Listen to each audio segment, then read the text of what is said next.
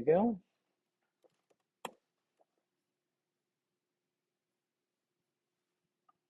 All right, so I'm making some sounds so I can hear myself. Okay, I sound all right. Wes, you want to talk?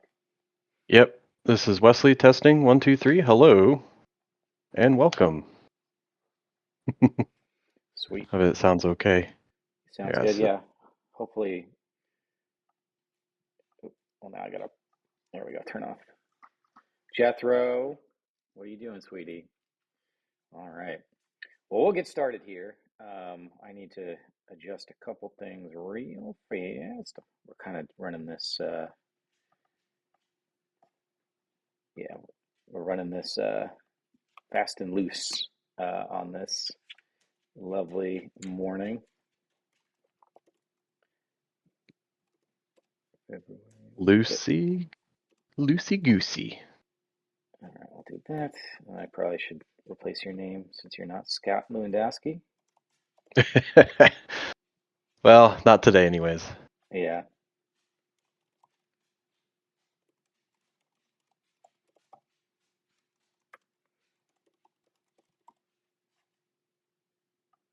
Cool. All right, so that should work, I think. Replaced all that jazz. All righty, posted in the thing. All right, so I'm gonna get us started in 1 second, Wes. Okay. Yep, no problem. I'm just looking at your lovely Let's Plays in your channel of Life is Strange. Yeah. Yeah. All right, This, here we go. So, good morning and welcome to episode 9 of the Sandbox.Space weekly podcast. This very special episode brought to you from my sister's house as I'm watching her house and her dog. My dog's right there. So I appreciate Baby. everybody's, yeah, baby's right here. I appreciate everybody's sort of understanding. You may hear a dog in the background. I may have to get up to let him out. It is what it is, but we're making it work. Today I am joined by Wesley Adams, who is my primary partner at Multivarious, a founder. We've been working together for like 12 years now. And typically, I think we just sort of refer to you as sort of a lead designer. But your background is more sort of in art and 3D art. So I don't know how you like to be referred to, but I like to be referred to as he, him, and Wesley. No, I mean, like Chris said, I've done a lot of different things. Chris and I, obviously go way back for, game development reasons. So my background is in animation. I went to the Columbus College of Art and Design, and yeah, studied 3D animation, both like for characters, props, and designs, environmental design, and kind of dove into the world of game development head first at the end of that year, and then worked with a local game community called the Central Ohio Gamedev Group for a while, which is where I met Chris, and we got together, started up a studio called Multivarious Games, and been working with the game community here in Central Ohio ever since. So I do a lot of support there, working with Chris on different aspects of the company, as well as we've been working with the local game community for COG and a lot of other communities around the Midwest. My day job is also in e-learning, so I've done animations and videos and marketing pieces, and a lot of other things though. But yeah, it's a fun, wild ride, and I'm super excited to be here because it's all for you guys to be able to kind of get to find new information about what's going on in the industry around your area and what's happening, around the world too. So sure. So I kind of want to start there before we dig into the meat of this week's Sandbox Weekly. Also, I have to apologize. The email hasn't gone out, the weekly email, just because it's been kind of a frantic morning. But I'll get that done shortly after we get this wrapped up. But so GDEX, COG, Sandbox Weekly, all of these things, the GDEX Game Jam, all of these things we've created because we are, even though we're a development studio, a software studio, our primary efforts have always been in sort of like community and industry building here in Columbus in particular, Columbus, Ohio, but also within the state and the region. So, GDEX, I consider it to be like a mini GDC of sorts in a way, and I think it's definitely the largest, I don't know, most robust, whatever you want to call it, game dev conference in the Midwest. Last year we had like 85 educational sessions, I think, throughout the weekend, plus learning experiences, tournaments, all sorts of stuff. But I'm kind of curious, Wes, your thoughts on why you do what you do. Why do we do any of this to keep building up this industry? It certainly doesn't pay very well. So, uh, yeah, what are your thoughts on sort of just the opportunities associated with building these kind of I guess platforms to help people be successful? So yeah, I mean, it's kind of the big um, note we've always talked about is all boats float, right? And I think the biggest thing is like helping other different game communities helps us as well. I mean, it's kind of why we've gone in and been able to learn a lot as we've gone along. So I usually tell folks one of the best things you can do is get involved with the local community or just any game development community if you're looking to get into the industry or getting to learn what it means to make games, because those are the people that are going to help you along rather than just like watching and playing a bunch of Fortnite videos and kind of having fun in Minecraft and all this other stuff and tinkering around with these other things. Is having those close knit communities are kind of where it's at. That's where you can kind of learn things. And there's a lot of folks out there interested in helping you as well.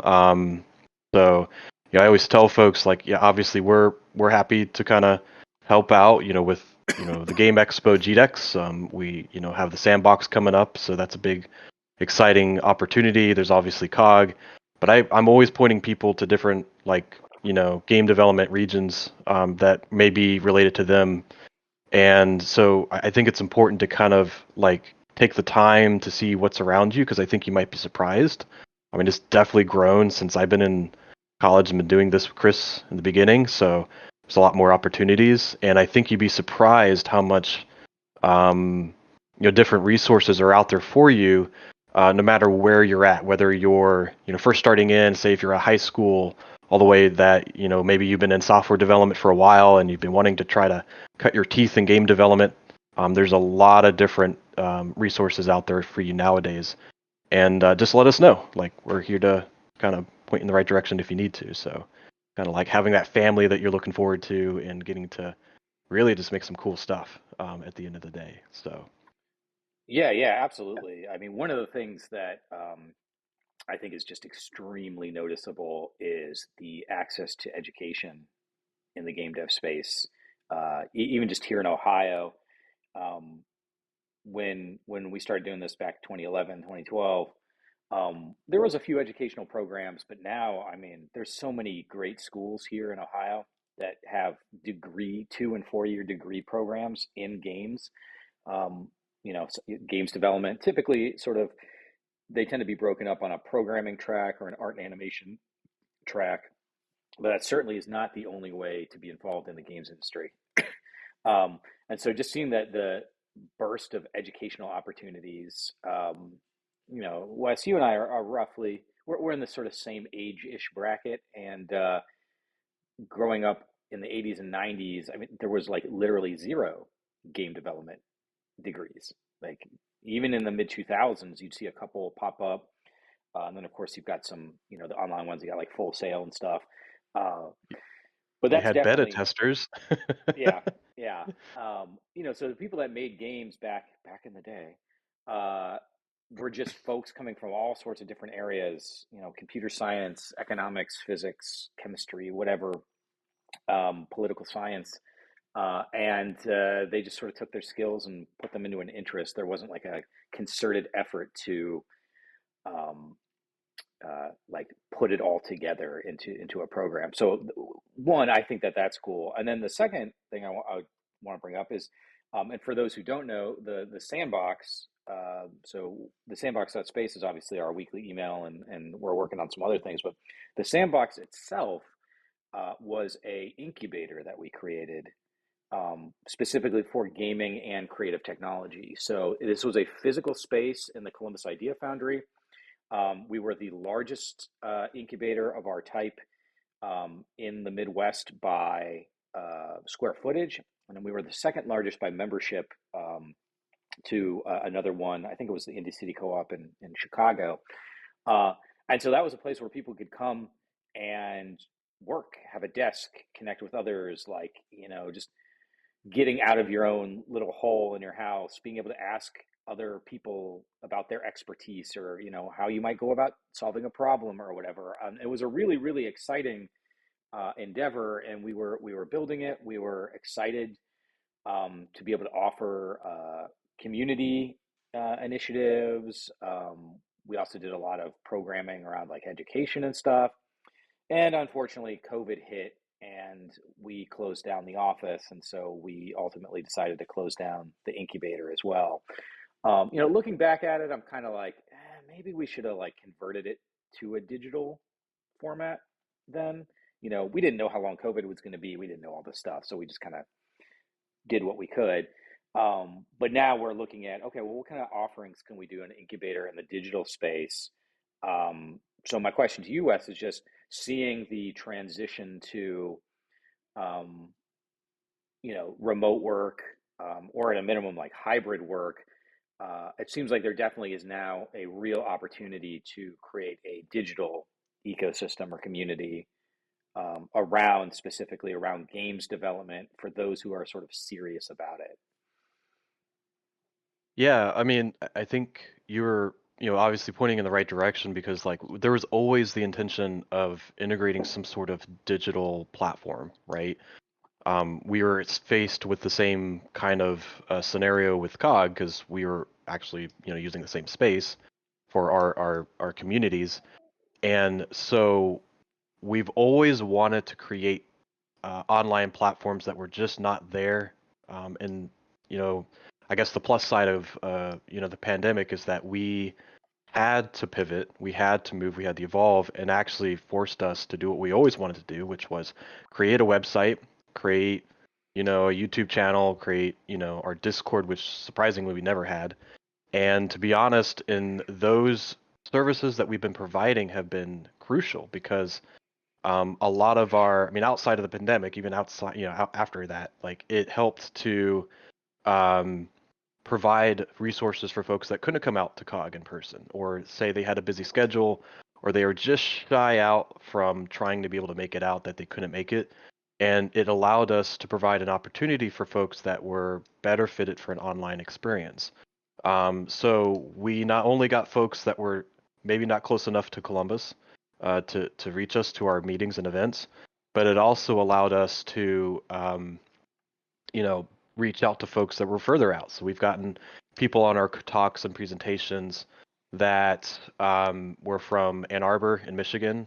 We've gotten folks from people that were just at GDEX and they said, "Hey, I like what you guys do, and I found your group, and let's get together and let me show you something cool." I'm like, great. We've had people offering jobs from like Shell Games, saying they need some opportunity. So it's a great way to kind of just reaches out further, I guess. Yeah, a little dev community clause, I guess. Yep. Um, Our dev and tentacles. yeah, and it's great because we're stronger because of that, I think. And it also gave us like a landing page for people to go to, something to look forward to, something to kind of keep an eye on. And that's kind of always been our goal, is to kind of be there so that if people have questions, they need some place to go, they at least have some kind of, place online that they can always pop into, rather than, hoping that, they can make it to the next meeting and get updated that way. So yeah, so I think digitally is the way to go. It's a great Yeah, foundation. So absolutely. And we don't need to like keep bringing, talking about the sandbox or whatever as a thing, but we are behind the scenes thinking about what that digital incubator could look like. And one of the things we are focusing on is, and I sort of hate to say it this way, I don't mean anything negative by it, but we're focusing on people that are like a little bit above. You can still be a hobbyist, you can still be a student, and we're looking at, pricing structures and stuff for all that. But and even when we had the physical incubator, if you looked at the services we provided for the monthly price that we charged, I mean, there was no competition. Like you just got so much value. Um, and also things like the fact that we run GDEX, right? Like we can give you early access to exhibitor spaces. We can give you discounts to the exhibitor spaces. We can promote you in the largest game dev expo conference in the region. So there's like a bunch of benefits like that that kind of just come as part of us doing all this crap, which is great. Uh, but what we're really focusing on, I think, at least initially, is thinking about how to um, provide support for the people that are ready to take that step. So that maybe the hobbyists that are doing it on the side that just need a little bit of extra, but as well as the professionals that do this every day. So just the folks, because there are lots of opportunities, I think, for game developers out there, um, but they tend to get filled up with a lot of people who are just like very tertiary, tertiarily, whatever the word would be, working on it. It's like the fourth thing in their rotation. So you get a bunch of people that kind of pop in and they're like, I want to make a game. I don't know what I'm doing. Somebody help me. And then you're like, well, I can't really help you at that stage, right? Like you need to there's some early things that you need to do, which is where the blog posts that we're working on kind of come into play to hopefully help folks get situated with that early stage. But um, the later on is like, okay, once you're actually working on it, once you have a team together and you're interested in being part of I guess that's why we consider the sandbox to be a professional community. So it's more like I don't know what you call it, like a membership um, type thing. But anyway, we're going to relay more information about that. But I just kind of wanted to talk about that a little bit because Wes, you're a large part of what you do is community focused, community driven, and you're the one. I mean, you just did the Global Game Jam site here in partnership with your alma mater. So that's cool. Any last things you want to talk about on that before we jump into some of these juicy topics here? Yeah, no, it's just building a foundation, right? I think that's the start. And to your point is, you know, that's kind of our goal. It is a bigger platform to build.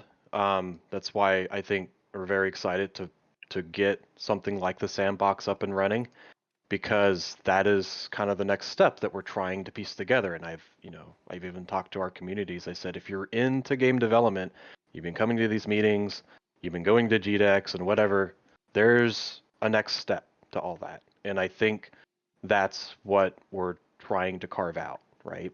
And so Hmm. if you're seeing that, if you're like, hey, I've been making games for a while, I've been going to this and that, like keep an eye on, opportunities like the sandbox or opportunities, as GDEX grows and whatnot and things like these shows. Because like those are kind of what's gonna move you into the right opportunities to meet someone that might, get you into game development or get you the tools you need to build your own platform for your own studio, your own games. And so yeah, think it's this part two that we've been working on for a long, long, long time, right? I think that's kind of where this is all Yeah, going to. But yeah. absolutely. Absolutely. And I do, we talked about this a couple of weeks ago, but I do miss our office, you know? I do miss when we were able to have, 80 or 100 people in for a global game jam and we got them pizza and folks would be like asleep on the floor in a corner of the room, and in their sleeping bag and just um, working I don't from know about you, home. man. That one time I had to sleep on the cold floor in the mill Yeah. was not something I forget about because I was like, I have to sleep, but this is the only place to sleep, and I'm like, I can't get any sleep because it's so cold.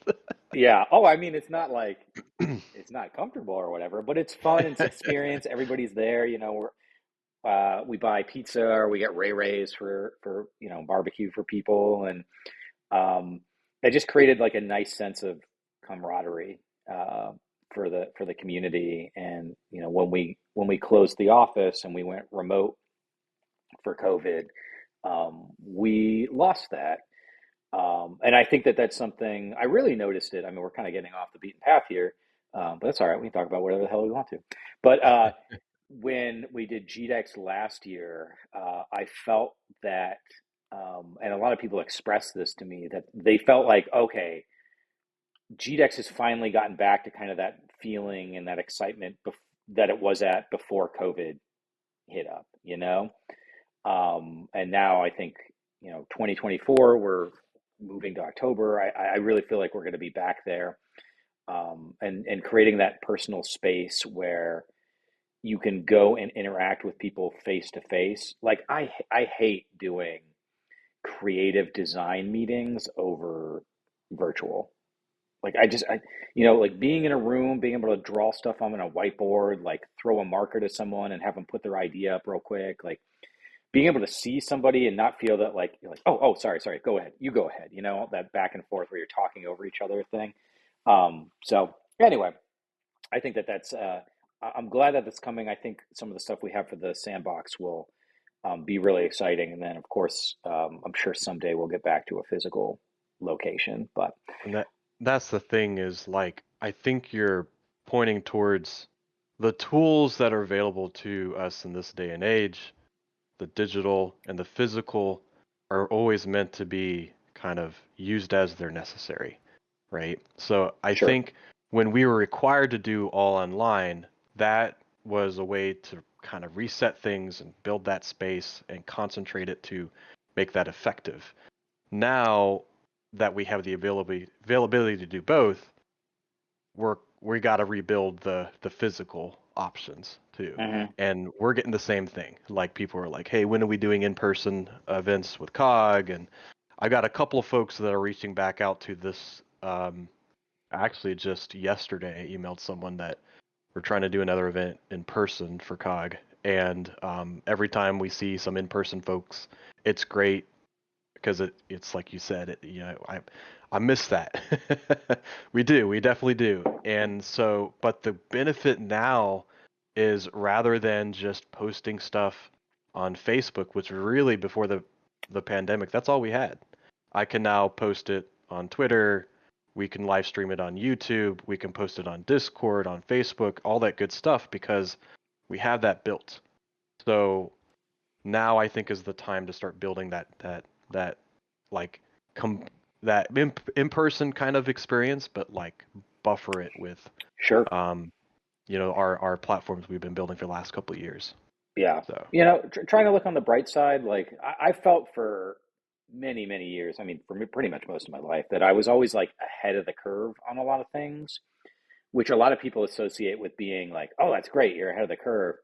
But the issue is when you're ahead of the curve, particularly in the business world, it means that you have to spend an insane amount of effort, time, and money getting people on board with what you're doing. And so, like trying to build a games industry in Ohio, I mean, we're still struggling with it. We're still trying to push, and we've been doing it for 12 years. So it's just like sometimes it's like banging your head against the wall. But with that being said, I think that between the COVID stuff, between all these layoffs that are going on, between like the students who are now graduating with these degree programs, I think the opportunity really might be there for a lot of the online professional development kind of stuff. So we'll see.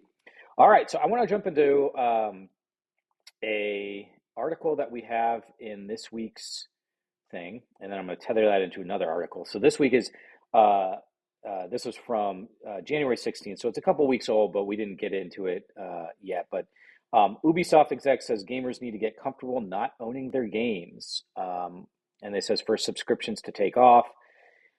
The blog post I am writing this week is about digital ownership and how, at least in my opinion, I think the digital download side has won. I mean, I don't know about you. I don't know what the ratio of physical media to um, digital media is that you do, but I mean, look at like music as an example I use. Like that's over. Like music is now streaming. you know? And I've got a bunch of CDs, but I haven't bought a CD in 15 years, I think, you know? Now, granted, I'm also trying not to be a hoarder because I'm naturally a collector at heart. And if I keep buying stuff, then I just end up with giant boxes of stuff everywhere. I say Um, the GDEX supplies in your basement doesn't count, Chris. yeah, I know. And see, like that kills me because like I'm such a sentimentalist that like I want to keep all those posters and stuff, but like I just don't have the room for it. Like I still have all my GDEX shirts from all the years, you know, and most of them are yeah pits, you know, armpit stains and stuff. Uh, and we're not gonna want to wear those necessarily, but also I can't get rid of them. Um, as a side note, we have talked internally too. We were gonna do it in year 10, but that was sort of a that was a COVID year. We had talked about, well, what if we did like a short run print of all of the old GDEX designs, and people could buy the shirts of all the previous years, and if they missed them or whatever. So that's not neither here nor there, but I just thought it was a cool idea we've been Well, talking about. that Go that ahead. kind of reminds me, my partner and I have been we just got a record player. So You're, now we're looking at mhm. um vinyls now, and they're Oh, not geez. cheap. Oh, no, And man. I think the thing is, like if there's still always going to be some people out there, they're going to want the physical things. And because there's something that is nostalgic about it that you can touch and feel. So I don't think that's going to go away when we're talking about like digital downloads and whatnot. But I think it's just the realization is that stuff's expensive, both for the you know studios that are printing that stuff and making that content, as well as like us that are trying to buy it. And now things are like increasing in price for things that were not as expensive before. But like a reprint, you know, yeah, I think that makes sense because like I'm looking at like was it I am 8-bit and Fan Gamer all the time for like collectibles. I'm like, oh, this is cool. Like we show off my appreciation for like Ori and the Blind Forest or Journey or whatever. Sure. And like a lot of that stuff's like, oh, it's sold out, but then they bring it back, and I'm like, yes, finally. So it's fun, and it's kind of like almost like a noteworthy thing that you can do. I mean, I know it's like kind of a bit of consumerism and whatever, but it's also there to support the developers. And I think a lot of folks, especially in our time, are usually doing it for that mostly. Is that, you know, like I know I've got a bunch of Double Fine figures or whatever, and it's like I don't need all this stuff. It's cool, like, but I'm really doing it just because, you know, I appreciate communities like that, right? And it kind of is like you saying, "Hey, this is who I support." Um, and I think a lot of gamers do that almost unintentionally as well. I mean, I'm not here to put, words in people's mouths, but it's almost like, "Hey, if I buy this very expensive thing, it helps them keep making more of the games I like and, you know, supports the developers." At least that's the hope, right? Yeah. So yeah, that's the kind of thing that's kind of interesting is now we have that plus I think the other big topic of this is DLCs, right? So now it's like or game of the year or um what Persona just came out, right? The new Persona 3. I mean that's Hmm. like almost a was it almost a decade old now. I forget how long, but Yeah. my partner bought that and it's like, "Hey, I already played this game, but it's great. It's revamped, but it's also like again supporting you know, however much more money Atlas needs Yeah. Well, you're to keep getting, making more games. sure, you're getting a little bit into games preservation as well. One of the trade-offs of being on the cutting edge of technology is that stuff just doesn't last as long. And you need to spend time and effort to keep that stuff updated and ready for the, just even being able to play it, let alone remastering it or whatever is a big thing. Uh, one of my things though is, and I tend to buy traditionally I've tended to buy physical media. But I've noticed myself more and more buying digital, partly just because, and this is terrible, it's just like I'm lazy and I don't want to have to get off my couch and like stick a disc in the machine, you know? Um, and all that's doing is just authenticating that I own the game, right? Like it's not actually Hmm. reading any data off the disk. Um, but we're getting to a place where, yeah, you don't own any of your games. When you buy it digitally, you don't own that game. You're buying a license to be able to access that game, and that license can be pulled at any time. And so, generally, platforms and IP holders have been pretty good about not killing off games like for no reason. I could argue to Konami with like PT if we wanted to, um, Still but have that somewhere, by the yeah, way. that So game that game surprised. that game's awesome. But you are in a reality where you don't own the games that you're paying for digitally. And so that does open up a question. Well, what if in the next console generation you can't play it anymore? Even in the next couple of years, what if the game just isn't going to be supported? And that's a lot different than when you owned a Super Nintendo and you just dust it off and plug a cartridge in there and you could play whatever games you wanted. It's a different mindset, it's a different business model. Um, and I think it's a different set of expectations. Um, and so, yeah, I don't know the answer necessarily, other than like digital has won, like physical media ain't gonna come back. That's just the reality of it. Except for like the special editions and the collector's editions and the stuff that you mentioned. Um, but that's just kind of how the games industry is now. It's going to be digital. I was talking to my class yesterday. I'd be very surprised, very, very surprised if the next generation of consoles, so like the PlayStation 6 and whatever the Xbox might be called, um, I would be very surprised if those came default with disk drives. There might be like a peripheral you can buy extra to be, that plugs into like a USB port or something to play discs. Um, but I'd be willing to put down money that the PlayStation 6 will not inherently have a disk drive in it. Um, so yeah, I don't know. I mean, Wes, are you predominantly a PC gamer these days, or? Uh, I guess you would say Xbox, because my main focus is play with friends. So I do PC a lot because Steam has quite a few co-op games. So, and I got a friend of mine he's a big Xbox fan, so I have an Xbox, and then I do have a PlayStation as well, and then a Switch. But yeah, primarily Xbox. I do love PC though. Yeah. So yeah. So I mean, what do you think about this move to just digital licensing, and then eventually we might see more streaming games? I mean, it's the way of the world. But So how do you feel about it? you know, because I joke around with I'm thinking of the big picture. My a couple friends at COG, we talk about, our dream retirement opportunity is that we're going to be on a vacation island someplace and we're going to play all the games we never had a chance to play with because there's so many games we haven't had a chance to play with. Yeah. But this kind of puts a dent in that vision because, like, what if they aren't available anymore?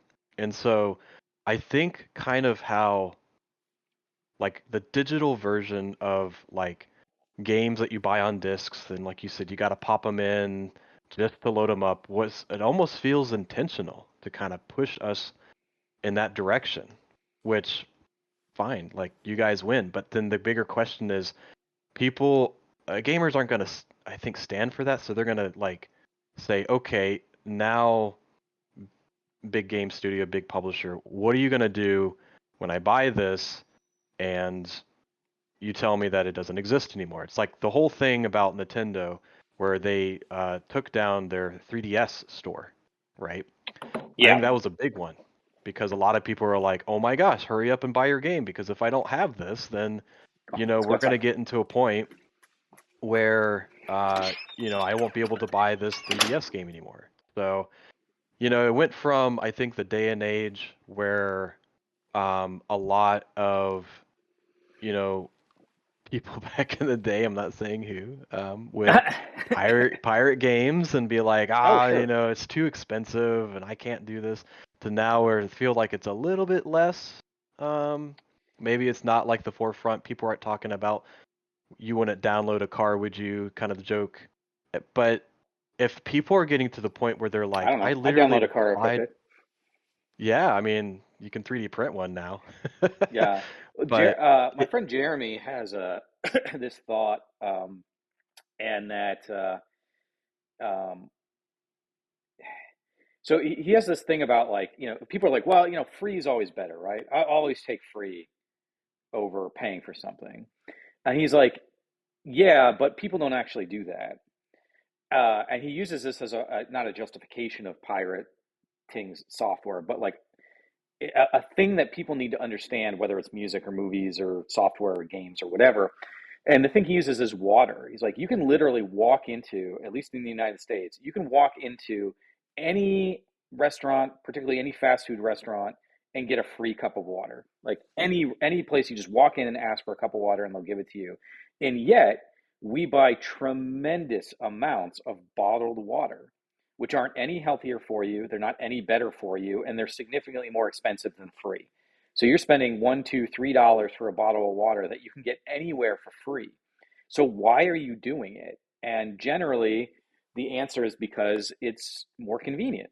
It's yeah, easier to go and have that bottle yeah, of water, and maybe you fill up the bottle of water, so you use, like that's kind of what I do. I might have a bottle of water and then I'll just fill it up for a few yeah. days until it starts to get funky or whatever. Um, but I think pirating is the same way, where, and thankfully, the games industry learned this lesson on DRM, because if you remember the early stages of DRM, particularly for software like professional level software, it was so onerous and so annoying, and like you'd have to have dongles that you'd plug into your computers, or you wouldn't be able to run your software, and it was just such a pain. So like the example I always think about is Logic. So Logic, the music program, used to like have a thing, like a physical thing you'd plug into your computer, and if that wasn't detected, Logic wouldn't run, right? Yeah. And you're like, I paid thousands of dollars or whatever for this software, and I can't use it because the stupid USB dongle is gone, or I Hmm. lost it or whatever. And then Apple bought Logic and they got rid of that. Because for Apple, they don't care. Apple's all about the user experience, right? They want the user experience to be as great as possible. And digging up some stupid ass USB thing to stick into your computer is not a good user experience. And I think more or less we've gotten to a decent place with DRM in video games, where it's annoying sometimes, but generally doesn't cause too much trouble.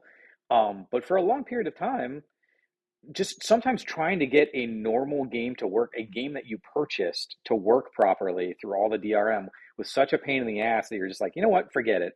I'm just going to go and buy, or I'm just going to go and pirate this thing because it's just easier that way.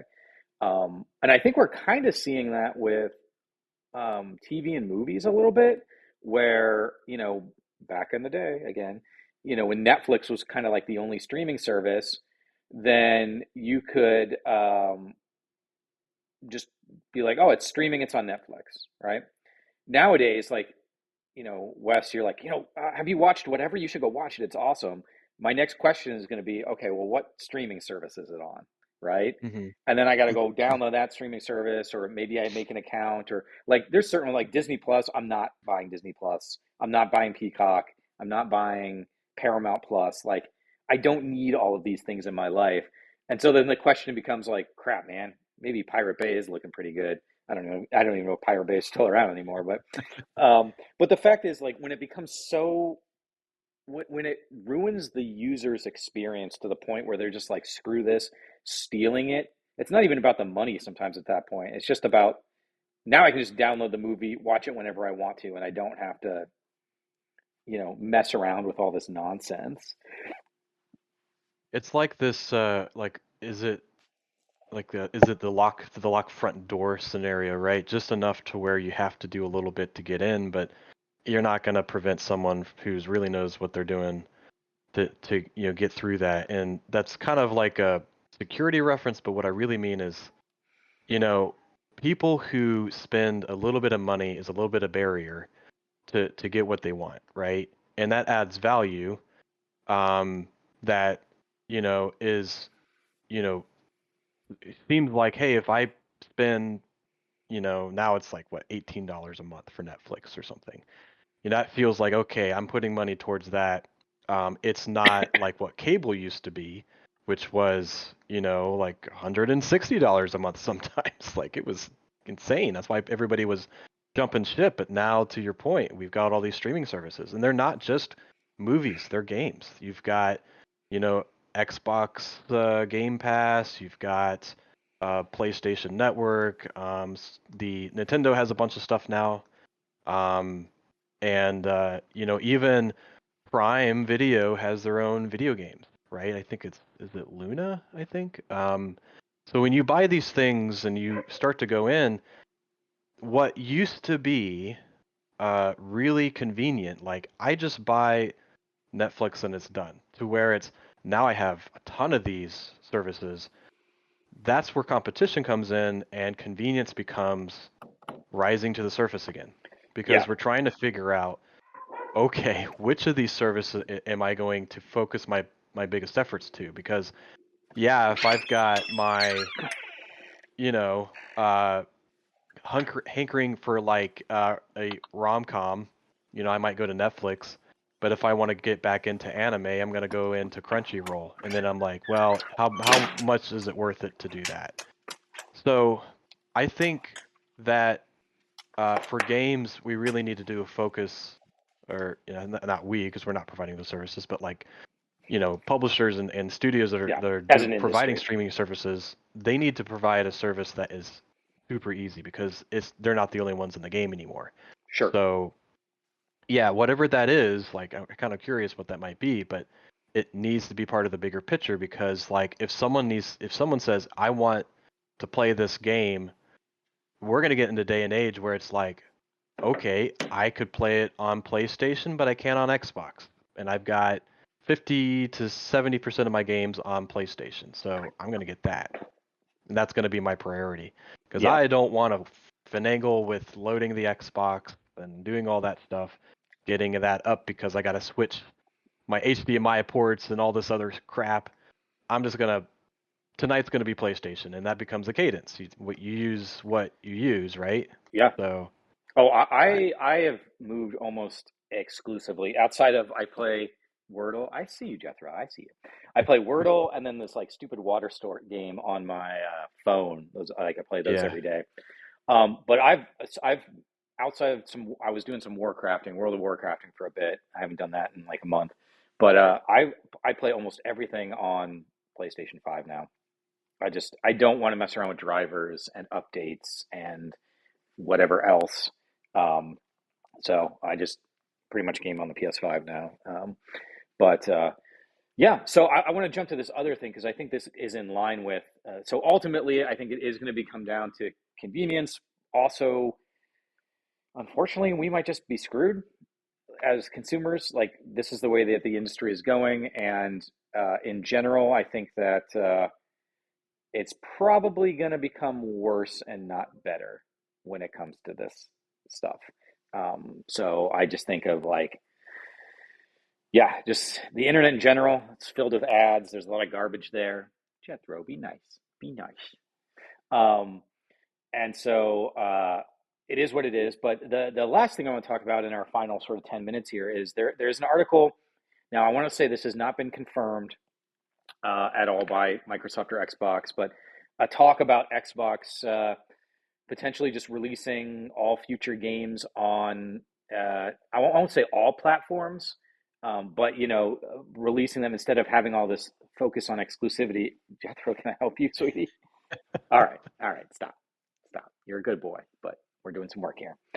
Um, but they might release Xbox games for PlayStation 5, which I think is on one hand is kind of like a big deal where you're like, oh wow, are there not going to be any Xbox exclusives? But on the other hand, it's maybe a little disingenuous because Microsoft did buy a whole butt ton of studios over the past 3 years, and all of those studios also just happen to traditionally um, release on multiple platforms. So they already kind of those studios are already used to releasing on PlayStation, right? So the fact that they've been throttled back is more an exclusivity competitor advantage play by Microsoft. Um, but curious your initial thoughts on if we start seeing all these Xbox games on PlayStation. Yeah, I don't. I mean, it was exciting to see that a lot of the Persona games were moving to the Xbox, because for a long time it was just like, Yeah, man, if I Atlas want has my traditionally been my on J, PlayStation. yeah, so a lot of these JRPGs were always like, man, I just wish I could play this on the Xbox that I always use. And again, it goes back to what is the Yep. simplest path, and it's always kind of like, frustrating if you buy a game and you see it like not available, another platform that you use years later because they just haven't updated it or whatever. But it's also like there's nothing stopping you from like opening up your PlayStation 2 and playing a game that you always liked. So I think that's the mentality as things keep moving forward. But as things start to evolve, it's okay, like, are we going to get the games that we're really wanting? Are we going to get that next Shenmue, right? Or are we going to get, Well, this I don't next know about other that one, one? but yeah. Yeah. But these Well, are things that people ask, and it yeah, comes down to numbers, like who's asking it the most, I guess, because there's a lot of work and money that goes into those things. yeah. Well, I think So, this thing is also a little interesting because Microsoft is more or less acknowledging that Xbox. So Xbox is selling well. Don't get me wrong. The Series X and the Series S are selling well, but they are not on the same level as the PS5. Like the PS5 is just killing them in terms of raw sale stuff. oh, fighting words. It's not fighting words. It's the truth. It's the reality of the situation. I'm here eating the popcorn. Yeah, but I mean the PS5 is outselling the Xbox by more than 2 to 1 the last time I checked. Um, and that's led to things like Games Pass. Like you are not gonna see Games Pass if you are in the lead, right? The reason that they did that is because they're not selling the consoles that they want to, which means they're not selling the software that they want to. And Microsoft was like, well, we already have a lock on the Windows market, right? Why don't we just kind of combine the two and create this super attractive subscription service? And I agree. I think Games Pass is the best subscription service for gaming on the market, I think, right now. So, it's Yeah. great. I think it's one of those instances where competition really benefited, and it forced Sony to make some moves to better their PlayStation Plus. So that's great. Like I'm not poo-pooing any of that. But the reality is, if Xbox had been the console leader right now, they would never have done that. You know, um, and so now I think Xbox is looking at like, well, we have these tent poles in the Windows world and the Xbox Games Pass world. Let's just make games and get them out there, like why if it's like 50-50 where 50% of people have PlayStation, 50% at Xbox, then you can make the argument that like, oh, the exclusivity might be worth it to us to help keep generating console sales and whatnot. But if you're only like 30-35% of the market and your competitor is 65-70% of the market, that's a lot of potential money to be losing out on, right? Because like people like me, I'm not going to buy. I don't really game on PC. I do have the company PC that we use, but that's for business work. I don't put games on there really, unless we're working on the games. Uh, and I don't really play many games on my Mac except for like World of Warcraft. So somebody like me, I'm not going to buy Xbox Games Pass because it serves me no value. Now, if Xbox Games Pass or Xbox games appeared on PlayStation, now we're talking. So, like one of the games that I really liked a couple of years ago was Outer Worlds, and then Xbox bought the developer of that, and they announced that the next one, I believe they did. I'm pretty sure that they did that. They announced that the next one's going to be exclusive to Xbox, and that kind of broke my heart because I really liked Outer Worlds, and I felt like it was a good foundation for like a Fallout style game that they could build off of into something really cool for a second version. And the fact that I was never going to get to play it was a bummer. you know? Yeah, I really enjoyed Outer Worlds. And that's actually what got me into Xbox Game Pass because I mean for me, I just don't usually have the time to play these really long games anymore. Like Sure. I'm like you, I sometimes play that Wordle game, right? Like those kind of little short things I can pop into my space. But the fact that you can get day launch games on there and try the games that are like 60 to 70, almost $80 a pop, depending on what you get for like, you pay like 16, $18 a month. That's awesome. And I think that's what got me in there. Now, the caveat is this is great, but my concern is if there isn't some sort of like I don't know if this is going to affect, and maybe we could talk more about this, but like the competition that Microsoft provides for platforms like, especially for Sony, but also for Nintendo, is really good for our market because Hmm. let's just say Outer Worlds is out there and it's only for Microsoft for like the next year. Well, what's PlayStation's Outer Worlds game coming out? Because, if we're looking for a market for people interested in those post-apocalyptic, RPGs, like what do they have, right? And so they either have to make a game like that or they decide, okay, our market isn't big enough, let's not worry about it and make something more particular to our players. So that's the competition that I'm hoping doesn't get uh, eaten up because now they're just moving it to everywhere.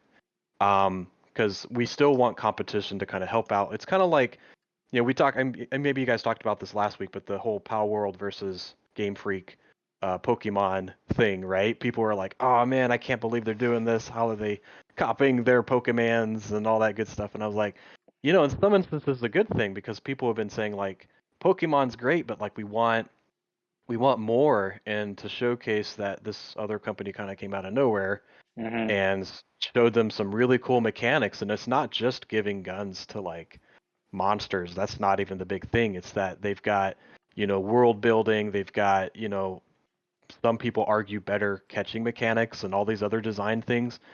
And, it would I would not be surprised when Nintendo starts to be like, look, these are great feedback, this is great stuff. Let's start making this but better.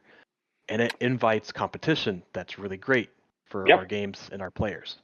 So Absolutely. I think competition is good, just like the arena of ideas, being able to put things in there. I think Pokemon's a great example of a game where it's just like as technology increased and the opportunities to do really cool stuff in gaming um, sort of grew and was built up, I think a lot of people really felt disappointed that Pokemon never seemed to take advantage of those. They never seemed to be like, why can't we have the feeling and the vibe of the old school Game Boy Pokemon games, but in this expansive world that allows us to explore and poke around at things and meet new people and go to new towns? It just always felt like the newer Pokemon games, particularly the 3D open world type ones, um, just couldn't. It's like they were never willing to take that step and do like these really neat ideas that in reality aren't even that much of a departure from the game as a whole, right? Like you could keep the core mechanics and the vibe of Pokemon, but just put it in this more exciting, interesting world. Um, and we've seen that with other titles too. I mean, this is again, we're getting off track a little bit here, but one of the things that as someone who grew up at pretty much the start of the video game industry, grew up through it into where it is now, I got to see a lot of technology and game design and just being like, oh, wow, we can do this now. Let's do these cool things. But there's also been this sort of like, I'd say within the past maybe 10-ish years, this feeling that the games industry, and this sounds bad, but like, I think in a large part, the game industry is kind of stuck where we keep doing the same things in the same way. And yeah, we improve quality of life stuff. And yeah, we make it look better. Yeah, maybe we add some multiplayer elements. But like, Like, what's the last game, for example, maybe The Last of Us Part 2, that had like a really amazing jump in enemy AI, you know, and how AI reacts to you. And I would say probably The Last of Us Part 2, just that's the one coming to mind because it's like the way the enemies function in that game, the way they can flank you, the way they cover each other. Um, they each individual NPC has a name. So like if you kill one, they'll respond to that one by name. You know, they'll be like, "Oh, Johnny," you know, or whatever. Like just all these little things. But like games have the ability to be more than just really cool looking games where you pew pew guys until they're dead, right? Like we could be thinking about these like really cool simulate. Sim City used to be like in The Sims. I mean, do you remember when The Sims and Sim City were like huge and just like the idea of creating these really like intricate interactive worlds? I mean, hell, I remember when Sim Ant was a thing and that was cool, you know? Um, Yeah, so that's something I would like to see. This is not necessarily a Microsoft thing, but just the industry in general.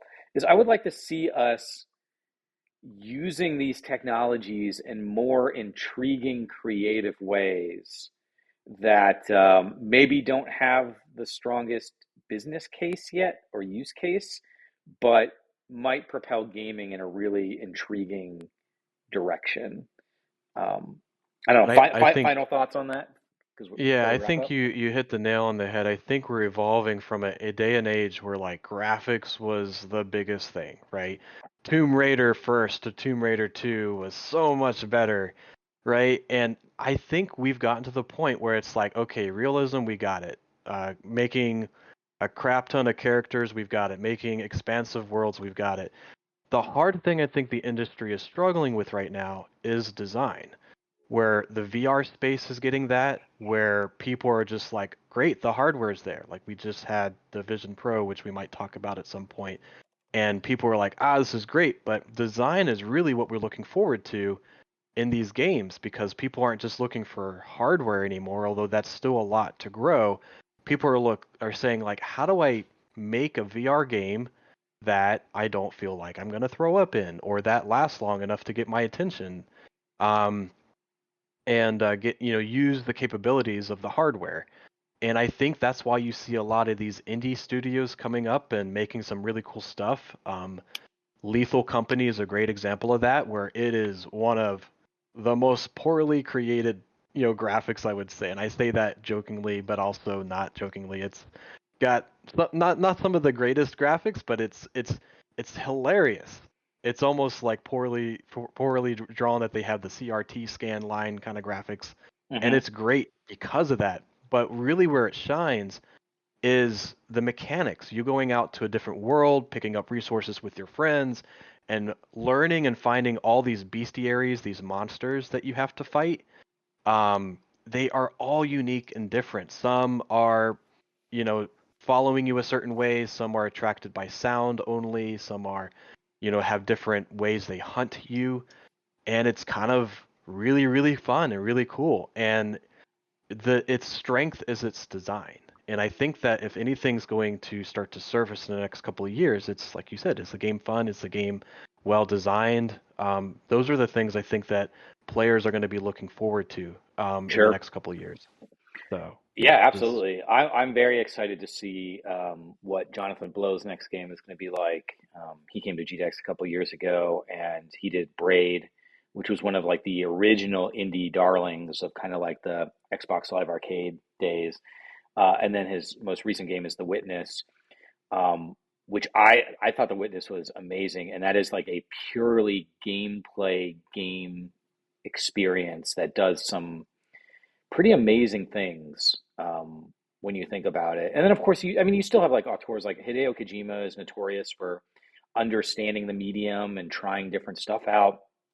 So there are people doing things. Don't get me wrong, but like the everyday bread and butter game experiences are going to be, I think, more or less the same. They're like amplified versions of the same, and I would like to see. I would really like to see what a company like an EA or an Activision Blizzard or a Rockstar or whatever, someone that has the resources and like a copious amount of talent, what kind of like weird crap can they come up with? You know, like what kind of game design things? So, GTA 6 I think has the potential to maybe be that. Like maybe there will be a lot of just crazy, interesting things. I don't know. But I think as an industry, we have the ability to do some create some amazing experiences. So I'm hoping, and I really believe that if we look at like the grand scale of the universe of video games, that we're maybe still in like the first 10 or 20%. We still have a long way to go. You mentioned the Vision Pro. VR and the Vision Pro might be able to offer some new areas to explore. You know, I don't know, but on that note, we have our time together has come to an end, Wesley. So first of all, Wes, thank you for being on the show. I really appreciate it. I think we had a great conversation here. Um, for Yeah, it was those fun. watching, we appreciate it. Remember, we do the Sandbox.Space weekly podcast every week, Wednesdays at 10 a.m. Eastern Time. And then we also post the videos on the GDEX's YouTube channel. So if you miss these, you can watch them every week on YouTube. So on behalf of myself, our guest Wes, everybody on the Sandbox GDEX Multivarious team, and then little baby girl who's been napping. I want to thank you all for watching, and we will see you next week.